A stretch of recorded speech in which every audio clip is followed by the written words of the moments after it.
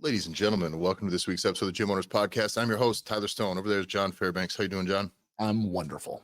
Good. I'm feeling better this week. I think we're ready to Yes. go. I didn't want to mumble through another episode, so we got to come in with some high energy here today. So we hope you guys are fired up for the week. All you gym owners, coaches, future gym owners, wildly successful fitness professionals out there. Today we're going to dive into a subject. We every once in a while will come across just some data, and I don't attach a ton to it, but this we're going to kind of walk you through the way John and I analyze some of these concepts and how this can apply to your gym. So John, let's jump right into this after we do some plugs here. Make sure you follow the show at the Gym Owners Podcast. You can follow me at Tyler F. and Stone. Those are both on Instagram. You can find John at JBanksFL on Instagram. Go to gymowners.revolution.com. Get in the Gear Academy. That's our coaching group for gym owners and up and coming personal trainers. You want to build a career in fitness, this is the practical, no nonsense way to do it. You get to work with us directly. We also have some true one-on-one business coaching and business consulting products that we work with as well. So if you want to talk to us, send us a DM there, or it's DM in Instagram, or you can go to gymownersrevolution.com and fill out the stuff there. Join the Gym Owners Revolution Facebook group. Link is in the show notes. I don't think we got anything else we got to talk about. So John, let's get right to it. So I came across an article. We peruse articles all the time, and we're headline hunting. It's one of the things we're trying to keep our finger on the pulse of, like, the zeitgeist of the fitness world. And I came across an interesting one that we've definitely shit on before, but I love the idea of us reframing how I want everybody to think about it and how we want you to think about it. So this was a poll, right, that was taken specifically with people between ages of 18 and 34. It's US based, and they did it, this month, in the month of August. And out of that report of polling, they found that roughly a third of Americans in that age range spend between $1 and $50 a month and on exercise and fitness. And while 47% of the people polled spend nothing at all. So just less than half of people in that age group spend zero. And that's on fitness as a whole, like in any way. And the first thing we said when I first was talking about this with you was, first, 18 to 34 is a fucking millennium of, like, when you think about when you're just graduating high school, going to college. I was married at 20. I had 3 children. And by the time I got to 34, I had a 12-year-old, right? Like, it was like the difference between me at 18 and me at 34 was a fucking light year. Yeah. I think I thought that was a 16-year-old and a 12-year-old at 30 by the time I was 34. Yeah. Yeah. So just thinking about that, because a knee-jerk reaction, my very first thought was, well, then fuck this age group. They're not going to spend any money. We talk about all the time that age group. They don't have any money. They're poor. So unless you're just going to chase people that are only price focused, it almost seems like it speaks to the antithesis of what we think we care about, which is getting people results. And the reality is that you have to be able to eat. And the fact is that 18, fucking males don't have their goddamn frontal lobe developed until 24 or 26. Like, are we like, you're going to start dedicating serious money and time and effort on people that, best case scenario, are going to give you $50 a month or otherwise tell you to get fucked? Yeah, I think that, and we looked at this kind of on two sides of this, and we'll get into this as well. I think it's just interesting the way that this is kind of being presented as well. Like, this is being presented to us as though this is an entire generation that's abandoning the concept of fitness. And I don't know that that's necessarily true, but I could interpret this even further in that while it says that, a third spend nothing, or 47% nothing, and a third spend between $1 and $50, what that really means is basically 80% of them spend less than $50 a month. So 80% of the people between the ages of 18 and 34 are only good for less than $50 a month. Can we, I also want to drag us down. So yeah, that's fucking nuts. If that's what they're claiming, I want to drag us even further into a rabbit hole and a conspiracy theory. Let's do it. This poll comes from CNBC. So let me say, fuck them. Like, fuck them all the way. And the reality is that, okay, well, who sponsors, who gives CNBC money? Yeah. So, okay. So if we're going to say that big money Well, what do you want to do? What do you want to do to every single gym owner and fitness professional that's going to come across this article? Because they do the same as us, want to stay hip to what's going on. And what you do is you put out a flare that says, stay the fuck away from this age group. Give them And what, leave these people alone, avoid them. What a waste of marketing resources. meanwhile, the fucking big money bitches that are coming in that are going to be your people, that are going to be capital firms and investment firms. They're going to throw big fucking money down on large franchises that do what?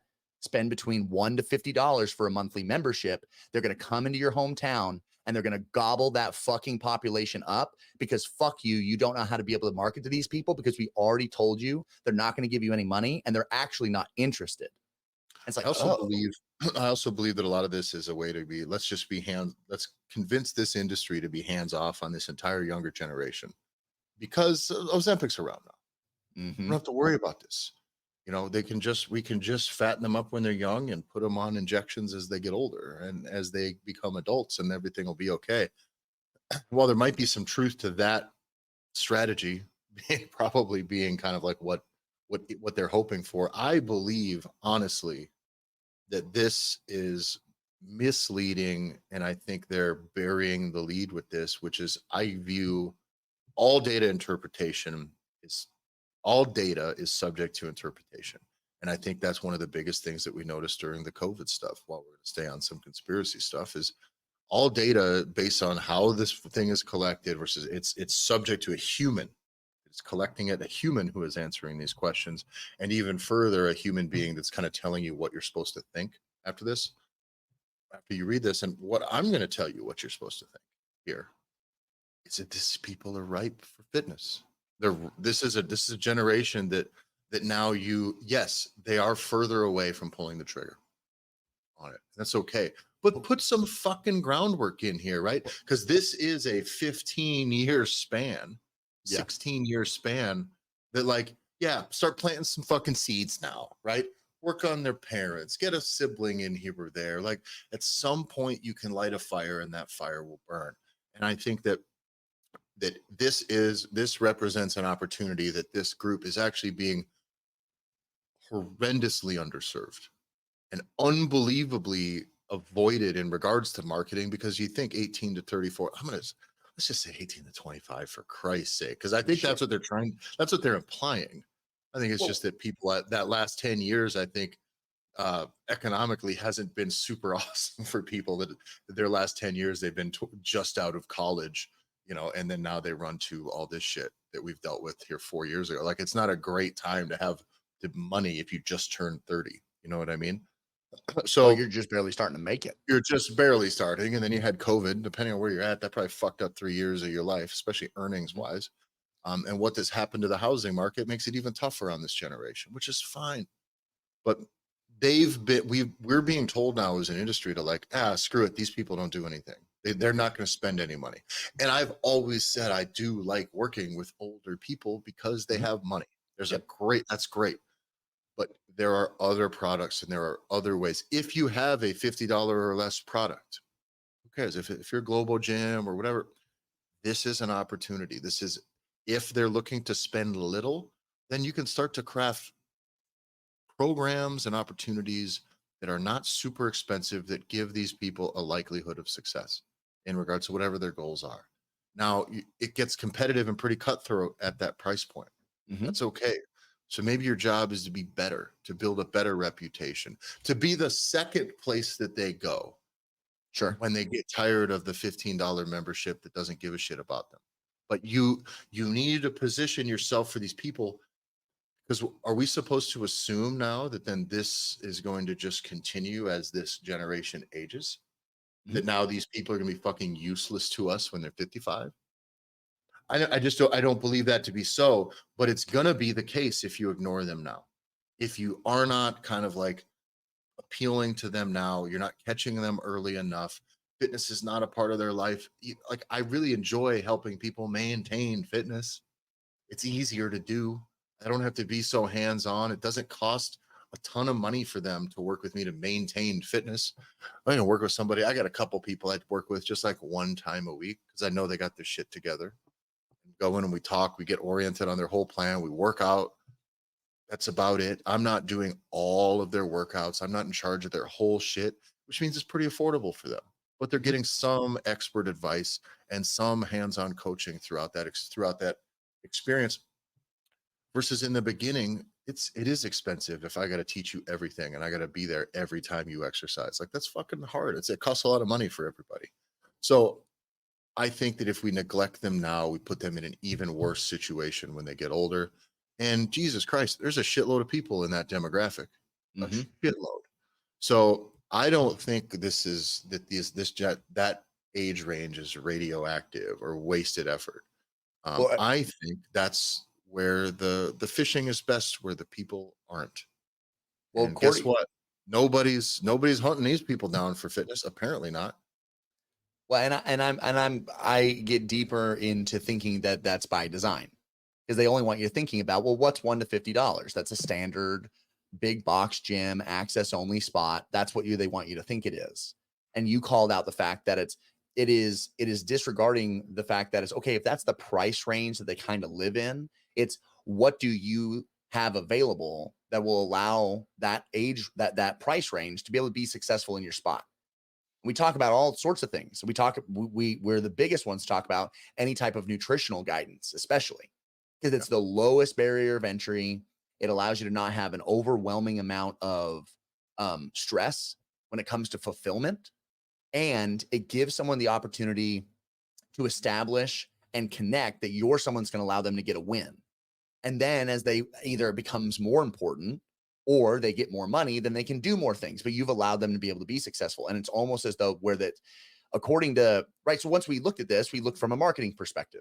So I dug into Snapchat business. And the only reason why is I haven't fucked with it a whole bunch. But if you're going to target alpha, right? If you're going to target the alpha generation, which is what this is going to be, and this is where I think that Snapchat business is cherry picking millennials because the reality is if you're an old millennial, which I am, you're an old millennial, you probably aren't using a whole lot of Snapchat unless your kids have dragged you there, unless your alpha generation children have dragged you to it. But they claim on their page that there's with a T, $2 trillion of spend available between these two generations. And they're obviously selling you to market on their platform, but they're saying that that's the opportunity that exists for millennials and alpha. So if that's what they're claiming, then the biggest names in the space, what do you think it's probably going to look like? Planet Fitness, I bet when they brought out that fat bitch that now is like making Planet Fitness cool or whatever the fuck and all purple and with long nails, I guarantee you they're going to be just advertising the shit out of that platform. For sure. That's why Yeah. Planet Fitness gives away free fucking memberships for all high school kids over the summer. Like Just get them on the hook, get them going to the Exactly. location. Doesn't matter. It's only for a few months. You don't have to service them all year. Yeah. Plus, summers are kind of traditionally slow in the gym. So you kind of handle fulfillment and having some extra bodies in the gym. Mhm. Um, I think that opportunity that they spell out too, that spend is it's there. And maybe they're implying, I do think there's an implication there that that's their overall buying power, which includes like Correct. mortgages and car loans and fuel and fast food and all that other stuff that very likely is going to be all over that platform, hunting them down. But there is a thing, and John and I are speaking this having not executed some of these marketing strategies. So I This is want to true. say this for sure. We have not done any Snapchat marketing. It's No. something we're probably going to do with some Mhm. gyms we work with at a low scale, just to trickle out and experiment with it. Because Snapchat gives you more than TikTok the ability to be hyper localized. It is geographically centered.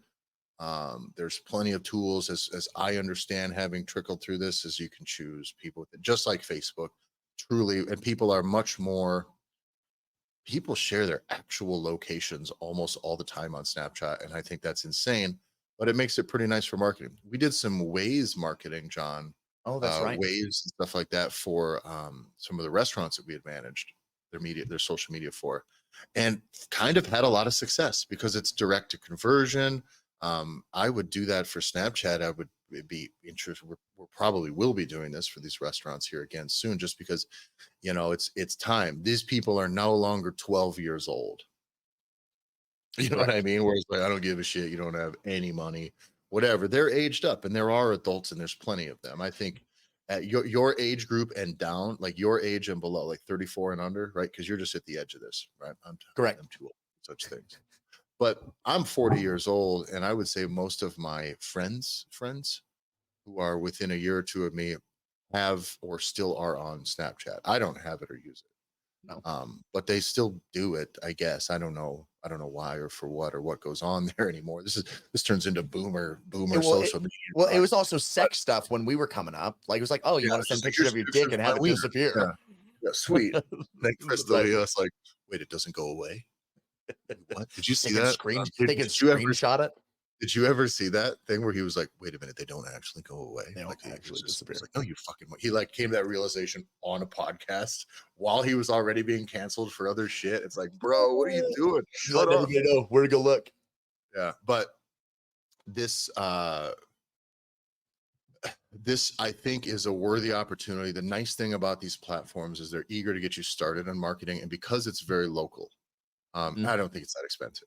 No. If you're, I see. It's always interesting to me seeing like banks, how much banks spend on advertising. Like local banks are just clamoring for billboards and TV and radio and all this stuff, and they spend so much money only for like be just visible so people know they exist. I can't imagine any of those things ever converting anyone that I know ever to switch a bank or to go to that bank instead of another bank. They spend it because they just have a fuckload of money. Now, a lot of fitness centers can't spend $10,000 a month on marketing. If you Correct. could, I certainly wouldn't recommend spending a big chunk of it on such a localized platform, but your money goes really, really far when you're hyper local. So that's why this is a thing where like you're going to set this radius, you can pick some demographics, you find a strategy that works, and you don't overspend, and you just get a feel for the platform. And that's what I think is probably the best thing to do is we always say this, try something new. Have you got a billboard yet? Try it, do one somewhere. Don't overspend, just get used to what that process is. Spend $700-800 sometime. Make a special an offer or something enticing or something eye-catching. You can be thirsty, you can be controversial, whatever fits your brand, but just get some attention and see what happens. You should have a marketing budget. Mhm. And I know a lot of gyms that can't swing even $1,000 a month in marketing. Like I get that, But it's all relative. it's got to be something. Right. And so like we have gyms that spend $60-80 on Facebook ads to a specific program, just boosting posts now because that's finally more effective than it used to be. They've Mhm. converted thousands and thousands of dollars worth of leads. So, And it isn't because of a think super sexy secret thing that like it's listen, motherfucker, like you could do it. Like you can boost the post and have people be you can interested. do it now. Yeah, it used Yeah. to suck, but I do think Snapchat. I treat it the same way in my head now as we've been looking into this. Is that I don't know, try $50, $80, $100, $200. Just start to get some metrics, understand what you can put in, and by the way, if you're a lot of gym owners are completely hands off on this, and that's where then it becomes a pain in the ass. And so I don't know what to tell you if you're paying someone else to do it. Well, now it's just going to get way more expensive because paying Mhm. someone to actually just do a thing is going to cost more than your ad spend. So I just recommend you as a gym owner, if you're new, like figure it out, like spend a little bit of time. Spend a couple hours this week reading about it. Spend a couple hours next week punching some stuff in. And then the next week run another $60-80 at something and just see what happens, see the data, have an idea, right? You could put a little bit of money into your own experimentation and building some experience in your own your own learning process so that in a year you're like, yeah, I know. It's another. We always use this term. John introduced this to me, and now I've been using this term. You now have more levers to pull. Yeah. Right. I love that. I love that terminology because here it is. Now let's pull the Snapchat thing. Let's run the Facebook thing. We have some general in-person networking, and I think because this demographic is being underserved, they're definitely not that active on Facebook. And your solicitation on Facebook is going to get buried with everything else that's soliciting them on Facebook. That's the big problem. So here is a chance for you to float to the top. When we did Waze, I think it worked for a lot of for these restaurants because not a lot of people were advertising on Waze. So you drive by this anyone who popped in past this location would just get an email like, "Hey, we saw you were in the neighborhood. Yep. Just so you know, we have this offer. Give us a call or do delivery." And a few different strategies, and they fucking worked really, really, really well for the money you spent. And there's an underestimation of how much time you need to work at a thing. And so I want to take you in, right? I want to take, like, for you as the listener, this is exactly how my brain functions. And this is what we do with the gym owners that we work with. It's one of the very first things that we do. And we break out a game plan based off of the things that they say they want to accomplish. They have a couple different things that they want to be able to do. They have a couple levers that they want to pull. And most of the time, they're unsure how to be able to pull a lever, but they know they want to do it. And that's a lot of times what they're coming to us for, which is, I need help with this thing. And then we look at it and we say, you do, but you actually have these 4 or 5 other things underneath that we are going to need to pull either right before or simultaneously to allow this one thing that you're really excited about doing. And in order to be able to get that game plan out, you got to realize that this is not like, I don't know anything about social media. I can't tell you how often I fucking hear that. I'm not a social media guy. I don't know anything about it. It's, you only have to dedicate like 15 minutes a day to sit down and work on moving the ball a little bit forward. Right, Tyler, you lifted this phrase, and I use it all the time since we can be twinsies on this, which is the idea of cover and move. Right, you lifted that because, and the reality is that's what it is. You think because you're doing all this other shit that you cannot do another single thing. And then my favorite thing to do with the gym owner that makes that claim is track your time. Tell me what a time audit looks like. Tell me what you're doing. Every 15 minutes this week, I want you to record what you're doing. How much time are you fucking wasting? And why would you waste just 15 minutes? Because you can move the ball in this thing. And this is oftentimes and I can't remember exactly how this phrase goes, right? But we overestimate what we can do in a year, but we underestimate what's possible in 10. Yep. And this is where you can have compound growth and compound movement in your business if you actually take the time to work on something in your fucking business. But most of you are going to have, because we're all guilty of it, is shiny object syndrome.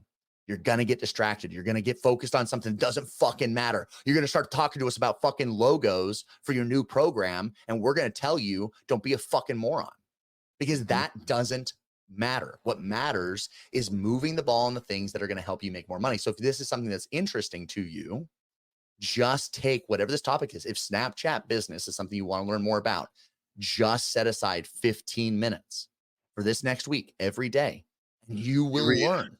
Read up on that platform, that literally the information they give you. Start there. I also like looking up on what other people say about it. And honestly, it doesn't need to be dependent on your industry. I would look up, literally, I'd go to Reddit and start reading things. By the way, Reddit is, in my opinion, the new Google. As much as it can suck for a lot of things, the internet used to have dialogue. There used to be, I'd post a thing and people would say the things, their experiences about it. And now that doesn't fucking exist anymore on Google unless you add Reddit to the thing. Right. And so at least you can start to find, like, anybody use Snapchat business or Snapchat business tips or Snap, whatever. That's great to start to shortcut some stuff. So read the formal stuff, read articles about it and the features as well that are not from the platform, because the platform is trying to use the word manipulate, but it is true. All marketing is manipulation. They're trying to manipulate you into spending money with them. And so find their stuff, do some other things reading about it, and then also find some firsthand testimonials or firsthand dialogue that's going on around people's experiences that have used it. When you start there, that now gives you a well-rounded understanding of just what it is, and then you can get into the specifics of these strategies. I also think,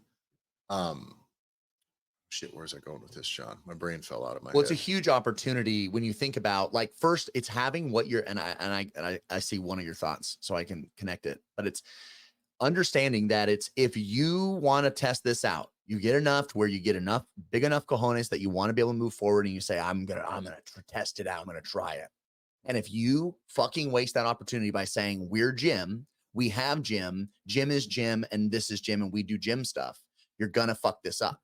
This is not just saying, and that's why the billboard isn't, hi, we're gym, and it's going to be a big smiling picture of all your people. That's a fucking waste of an opportunity. Snapchat, and why we saw success with Waze specifically, because of the age of the demographic of the user, similar to Snapchat, which is younger demographics. It's you have to pull apart what is it that you do. Do you have a low barrier to entry product to put in front of someone? Yes, you can do lots of other things. And we do, even when Tyler, you and I are personal training someone, we have very expensive things that somebody can do with us and our clients as the gym owners. When we recommend and build out your stuff, you have very expensive things, but we have to have something that's lower bar of entry, still getting the right people. So as long as you have the right thing to put in front of them, you can put that into this idea. And now you're having the proper hook. You're fishing with the right bait, because when colleges come back into season, now we're really talking about who's your Snapchat demographic if you're lucky enough to be within a reasonable radius of a university. Yeah. And I think that that's your opportunity, right? They're flooding into your area. They're on that platform. Get a specific offer. And by the way, are college kids really your target demographic while they're in college? Like, are you gonna get a ton of action, like closing deals? Maybe, probably not. But there's a shitload of them, and they're new. By the way, craft a specific offer. You can have a specific program. By the way, just do an event, an open house, or things like this. There are other ways to make this work. And by the way, if there's 5,000 college students that go there and that roll into your town at this time of year, like, well, maybe there's 40 that actually have really rich parents and they're in the market for a personal trainer. Perfect. Well, guess what? That's the only fucking way you're going to find them, right? You know what I mean? Other than some in-person marketing and in-person networking, I think that is a viable, if not that strategy itself. I think that now you're understanding what we're doing here is the things like this. These are the types of ideas I'd like you to have. Start thinking in this channel, and more things are going to come across the old noggin for you. I'm glad you said the events, because I forgot that is one of the most successful things that we can do when you have these one-time activities where maybe there isn't a direct sell, there isn't a direct offer. The offer is fucking come and hang out with us. And instead of just having it where you're like, well, I put it on our social media and I put it out there and fucking just only our internal people showed up. And so it's a great internal party, but I sure wish we could have gotten some more leads. Like, we have literally executed that exact play with people and have just said, if you would just take the next step and throw $80 behind hyper localized ads through fucking Facebook and boost this shit, you will then attract people that may be interested, because so like $80 can go so far within a 10 to 15 to 20 mile radius. Like, it's too much money to spend. And so that's where it's like you have the ability. So the events is a really great push when it comes to doing this or testing this out. Yeah, no, we used to have actually downtown. They would have a whole group of college kids that would come downtown this weekend. Actually, it's this week that they do it here now, but it's a bit different nowadays. But all the businesses on Main Street would be able to pull their stuff out and kind of, you do a little gimmicky shit. You'd act like you had a booth at a trade show, but a trade show that's not for just your sport or not for just fitness. Right. And so I had like a 1 minute max calories, and I was giving away like, it was like months long membership, a couple months of memberships to us, basically like a semester's worth of membership, free CrossFit classes. And then some cash to the first two, the best male and best female, first and second place male and female, which that alone just got people there signing up. And then I ended up with a huge laundry list of college students with their email addresses who I could solicit with anything specific for that demographic over Christmas break. We could have some drop-in opportunities anytime we were having other events or just anything we could do. I knew at least I had a group of people in this demographic. Sometimes you're going to find yourself only marketing to people 35 and older who have fucking higher levels of income, and you're singing the same song to the same group of people over and over again. And that is a great strategy for now and next year. But these people are never going to identify with that as they age. They are going to always identify as being not that generation, because you've always been the place where old people go. You know what I mean? Sure. And so I think you can't neglect it. You don't need to make that about 100% of what your business is about, but you cannot neglect these people, not if you're going to have longevity in this industry. And that's important. Is you got to start to, you You don't need to be flailing around for new people and a new target demo, but you do need to start to just get your hands on some things. Get your hands on a different group of people. Make some impressions. Start to at least let them warm up to you. Know that you can actually serve them, and then that when they are ready, they'll be ready. If it's about money now, fine. When they have money, you'll be the spot because you're there in front of mine. You don't have to do this via total saturation if you're able to be specific like this. And there's so many opportunities that if you're not creative, we had a client that was in the Gear Academy well over a year, and he was lucky enough, because this comes down to location of where you're located. He was lucky enough to be in his state's capital. So he had a gym in the capital city, and he was in the city. He was just outside that city area. So whenever college students came back, because Capital had major university that was there, they would come and they would bring their loan money. So he Oh, that's ran a right. specific, I don't think he ever ran an ad, but he ran a specific special at the university where he would give a discount to these college kids to be able to train for the entire school year up front, because they Yeah. were flush. So he knew, for in the States, right? It's the Pell Grant for all of us poor folks that Yeah. went to college, They right? would, That was and big. this was a Canadian place. So I think what they It were was. dealing with was essentially you be able to take out loans in excess to cover living expenses, which is kind of a thing that they do here, but probably not to the tune of this much money. Right. Canada's all about just throwing their money. So I think that But it was but this works, creative. it works really, really well. And it also gave you a young hip, I hate using this. I gave you a youthful vibe, youthful energy that injects a little bit of that into your place, so you don't become these stuffy curves or old person gym in your neighborhood. And we've been to CrossFit gyms where every fucking person in there looks like they're goddamn. It's like they're carbon copying them in the back, just copying Yeah. these fucking 5'5" hobbits that are all cock diesel that wear way too much goddamn cologne and wear chains. It's Yeah. like, okay, folks.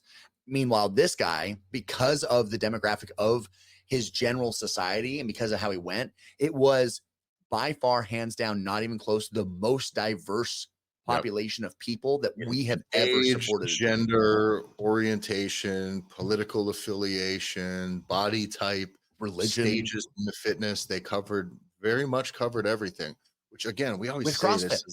this with CrossFit. Yeah. And this is a delicate balancing act to do, because if you take anything that we say and make it its own chapter in the fitness business Bible, you're going to fuck up completely, right? You can't be everything to everybody, and your market is not everything to everybody. And I get all that, but like, man, if you have something to offer such a diverse amount of people, and you actually have connected to them now at this point, you have a lot of opportunities to do business, right? Correct. Now, without that level of specificity, is it difficult to catch them? Like, because you can't talk, again, they've done this by marketing directly to wide ranges of people. Meaning this is a direct marketing strategy to these college students, right? They made direct marketing strategies about weight loss. They've made direct strategies speaking to people about CrossFit and getting fit and the competitive side of it. And then our people are fit as fuck. They've made direct plays on keeping people just general longevity. They've made direct plays on, like, we're going to help you with any pain and aches and pains, so that fitness isn't so far out of reach for you, and being healthy and pain free isn't so far out of reach for you. But they didn't get all those people by talking to, hey, everybody's welcome here. That's not how this works. So just make sure that when we say that we're stoked that they had such a diverse amount of diverse range of people in fitnesses, that on its own is not a strategy. That is an outcome from having many very specific strategies, specific targeting strategies. And please, definitely is, we're not going to be ever the folks that are going to be like, you need to have a really diverse group of people in your gym. Like, no. Understand, he has a diverse group of people because the population he's pulling from was diverse and is diverse. So I don't care how the fuck you feel about this. He lived in Canada, in their fucking capital city, and has been there for a long time. So Yeah. woke is the flavor of the day. So all he has to do, the most successful ad he ever ran, was his massively diverse population of people smiling, where you can see all of these different people, and they just advertised that they're welcoming and accepting. And I don't give a shit how you feel And about it. I It's and I would hate it if most gyms just did that because because it it's not about sucks. yes, yeah, Correct. it does But suck. it works for him because of where he is. And this is why we're so high. It's a Southern phrase, right? You're so high on the hog on the idea that it is you cannot just swipe, take swipe files and download people's shit. And when scummy people that are in this industry try and act like they're going to give you, you just got to give them a little bit of money or a lot of bit of money, and they're going to give you all the plays. You do all the shit. You're going to run it all, and it's going to be good. No. It was built for a very specific demographic in that area. And if it was still 2017, then I would believe it. But it fucking isn't. And And that was boiled down also from trying lots of things, correct. being specific, getting these people in, and trying different platforms, trying different promotions. I mean, we tried a lot of different stuff to get them to that point. They were around for a long time before we got there, so we don't take credit for all of the things that all of our people do. But success is success, and we're very happy to have been a part of many of these gym successes, no matter where we got in or got out at. Is I believe that that this is kind of the role that we play now is we get in with these businesses and we start to say like, no. There's not a thing we're just going to plug in here. I wish it worked that way. I really wish it worked that way. It'd be easier. All those other scumbags shit would like work a lot better for you. You could just do that and you don't have to pay anything, right? All those other great opportunities. Like we'll just stack you full of members and you'll just pay us a little bit of that. And if you don't get any members, then fucking we don't pay Well, then us your any sales money. is bad, and I've got a sales though guy, then as though that's how it works, as though you're just never going to be on the hook for anything. It's just not the way that it works. So we're here to the same things that we talk about with you getting a little bit of experience figuring out this Snapchat thing. If it's not you, then make it be your whoever's doing your marketing and social media stuff. But somebody needs to start to be leaning forward into this. And if your business is small, it's got to be you. It's got to be you first. Because by the way, there's nothing above a certain scale of business. It's okay for the owner to go, I don't know how to do any of this shit. Let me hire someone who's an ace and they can worry about this shit. And that's the goal to get to at some point. correct. But I don't know if you guys are listening to this. I don't know if a lot of you guys are there yet. If you're there to if you can just throw money at marketing to solve your marketing, if you can just bring on a person to do all of that and to handle your advertising and do all of your shit amongst whatever other tasks you have them do, then definitely do that. But hope you find the right person and you got to know enough though, unless you're huge, you got to know enough to know whether or not this person is doing a good job or a shitty job. And a lot of gym owners, once they start delegating like that, they don't have enough understanding of the platforms or the strategies to really know the difference between good or bad. I was talking to a business owner who owns a very large business and many businesses in many states.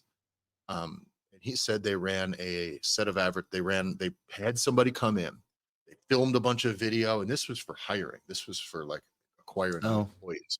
This was recruiting.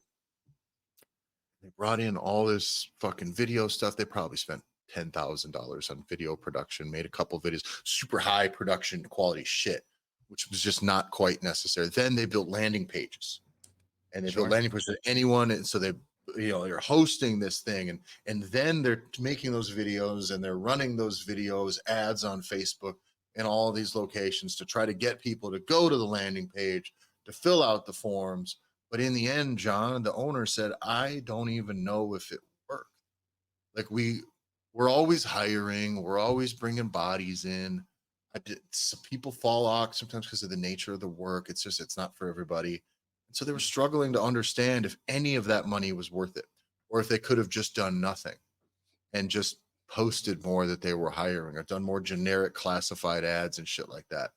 And boy, that's a rough spot to get into when you can't just detach from all of it and look at a strategy and go, oh, this was worth the $25,000 we spent total on this, and they have no fucking clue. And it was run for a fixed amount of time and it was over. So that ad spend, video production, web design, funnel creation.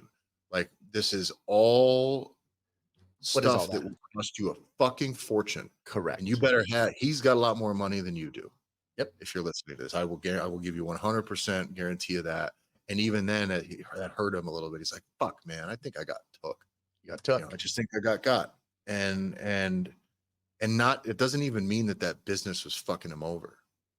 That's how this business goes. Mhm. If you don't know anything, you have to say, "How do I know that this is worth my while?" Well, we And can't tell you. Okay, well then maybe let's scale this fucking thing back a little bit before I get on the hook for 24 grand. It's fucking crazy for oh yeah, something that has, and we've seen gym owners do this on a smaller scale. This is a scale that you guys will understand. You start paying a coach a little extra to take some pictures and manage your social media accounts. That starts costing you an extra, I don't know, $600, $1,000 a month, $1,500 a month, whatever. Well, how's it then going? you're just paying, and you don't know the difference between good and bad. And while there are necessary evils in your business, toilets got to be clean, floors got to be mopped, some of that stuff you could pay. Nobody complains of the janitor that's not fucking bringing in new business. But this is one where there are some desired outcomes here that maybe people need to be held accountable for. There needs to be meetings. You need to have ideas. There needs to be brainstorming. There should be input from other people. There needs to be some collaboration on this. And a lot of gym owners start writing that check and they never get a fucking dollar back out of it. And they write that check every month. And you're just fattening the deal for some person who's going to be inherently more lazy and do as little as possible until they're doing literally nothing. Well, because you don't That is the know. nature of a lot of coaches when you're giving them non-coaching tasks, unfortunately. Yeah, because you think you're giving them an operational task. You You think think you're giving them operationally. you think you're giving them an opportunity, Well, and and they that's don't think that at all. They go, "Nice, I'm gonna fucking cool." I take pictures of myself working out, so I'll just do some of that, post it on the gym's page, and post other people exercising, and I'll do it once at John. We've seen gyms that have such a great strategy when we're working with them, and like it's working well, and we see like testimonials and then inspiration stuff, and then basic a good multifaceted social media strategy where you're seeing a little bit of everything to a good ask, a good offer, a time sensitive thing frequently, daily, every other day, at least a couple, 3 times a week. Mhm. John, we checked back in on one of them and they have posted twice in 9 months now. Yep, they graduated and then fell back in the And old it's habits. and because accountability, they were accountable. This gym owners, they were accountable to us for their strategies to be worked. So we're like, what's going on here? Well, you haven't seen anything. How are we?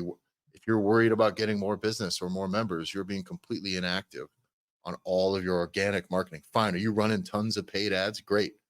But you need to at least buffer that stuff with your organic strategy because one, it helps your overall engagement. And two, you now don't pass the sniff test for being open or being interested in being a business. If I find a gym and they post twice this calendar year, I go, okay, well, these people don't give a fuck about this business at all. Like there's no effort. They don't care about me showing up because they're not even asking me to show up. They don't care about their members because they're not even shining a spotlight on their members. They don't care about what they do because they're not even posting anything about what they do or results. Results, John. Now this is a whole year where I haven't seen that you did anything good for anybody. Fuck. And so, much like that gym needed the accountability to, this is just one aspect of the things that we work with in the Gear Academy, but that gym needed that accountability to keeping their eye on the fucking ball and continuing to step forward and continuing to do the work. If you're going to start to delegate out tasks like this for your social media, you as the gym owner to somebody else, you cannot just say, here you go. I hope you do good, because they will always default to as little effort as possible. Unfortunately, unless you got a real go-getter, and the Yeah. world's just not overflowing with them right now. And the reality is that you will not be able to find somebody that cares more than you do. And you will frequently find that you care more than, even if you give a coach the opportunity, you will care more about them getting that opportunity because you think it would be great for them and they'll be able to grow and be able to make more money and do these things. You want it more for them than they actually want it. And that's where it comes down to. And if you didn't do this in the right sequence, because we've talked about this so often, how sequencing is what matters. The order in which you do things is going to make all the difference. Is that it's, if you feel like the best advice that I ever heard from a guy that had a company that was valued at a billion with a B, right? $1 billion. He was a marketing was his whole shtick. And one of the best things he ever said is no matter what happens for an entrepreneur, they never can outsource their marketing. They have to stay involved. Because if you are an entrepreneur to the truest sense of that word, that means you have birthed, you've created life, and your business is that life, which means it is your child and you care about this thing. You know how you connected with people on like the truest sense in the early days of your business. And if you're lucky enough to now have staff and you've grown, you know how it took to be able to get to those areas. You know that if you cannot just remove yourself because you think somebody else is going to care about your business the same amount as that you do. Yeah. And you're Those people don't exist. no, That's the hard and part. there are hustlers out there Yeah. and there are snake oil salesmen that know how to sell because I've been taught by them. I've Yes. lived in the marketing world. I've lived with Tyler and I have been in groups and programs and learned from people that were really good at getting you to convince someone to do what they want. And I remember early on, we're like, I hear what they're saying, but I don't know if we can like ethically execute to the level that they Not for want us what to. we do Because here. no, No. And I think that is, and I think that is the thing that we try to do very different from everybody else, which is because we view the nature of what we do as a layer. It's all the same principles that apply in fitness apply in fitness to a fitness client. They apply all the same to a entrepreneurial fitness or to a fitness entrepreneur, right? Same things that apply to a fitness client is going to apply to a fitness business owner below a certain scale. So if you're new, you're starting, you have less than 15 employees, you're kind of in this pocket here, which is like the way we sell you is the same way that we need you to sell your clients, which is going to be very clear on expectations up front. They're like, no, this is on you. This is on you. There are things that you need to do, that you need to get better so that you are now equipped to take this to the next level. If I do it for you, you are fucked as soon as we walk away. Like we are here to hold you accountable to improving your systems, your knowledge, your processes, everything that you need to do in order to level up. It's on you. We're here to guide you there. We're here to keep you accountable. Same thing when I'm coaching somebody through weight loss. It's the exact same thing. I need that person to take ownership over the way that they eat, the way that they shop, all of the larger things that they think about food, their relationships, their exercise, their discipline, all of this stuff. They need to fix that. It means I can't trick them into buying because it doesn't fucking work. And tricking people into buying some shit. I don't care what anyone says about sales as a whole. That's the reality of a lot of it. And it's not that you're forcing a purchase on somebody, but people are kind of getting coerced, getting nudged in to make sure you buy my product, not maybe something from someone else that's the best thing for you. I don't care. You're here, you've come this far, let's get you closed. That's not what we do. And I think that is the people that are the most ruthless at selling are very often just looking for marks,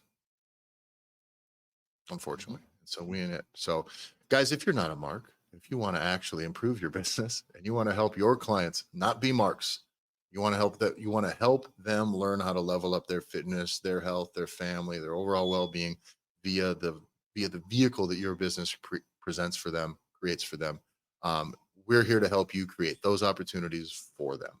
So shoot us a message at the Gym Owners Podcast on Instagram. You can find me at Tyler F. Stone. That's Tyler EFFI Stone. And John?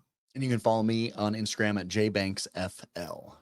Talk about using these boomer platforms. We're here like only still on Facebook and Instagram for this one. And we get YouTube now too. But it is like we're still settling in. We're making sure that we're just doing this podcast thing well, and we're working with our gyms well.